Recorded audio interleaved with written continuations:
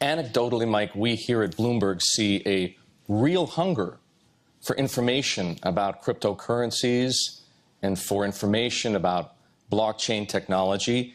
Is there yet a similarly real demand, if you will, for access to blockchain technology from clients, or even access to crypto as an investable asset from clients?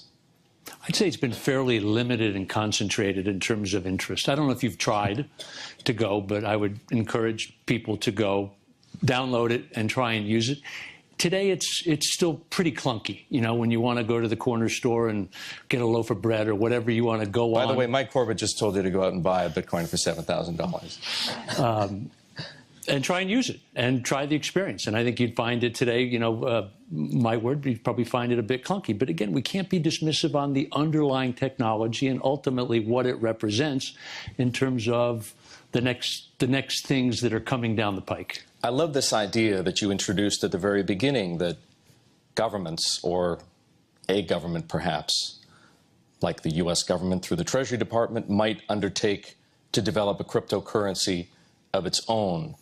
In the meantime, why is it that you think we haven't seen regulators, whether they be here, whether they be in the UK, whether they be in Europe, do what the Chinese have done, which is kind of put a stop to something that does make it almost impossible to comply with Know Your Client and anti-money laundering?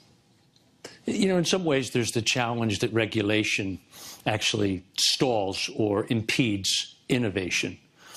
And so I think the regulators, again, it's a better question for them than for me, but as an observer, I would guess or likely say that they're intrigued by the innovation. They're intrigued by the underlying technology.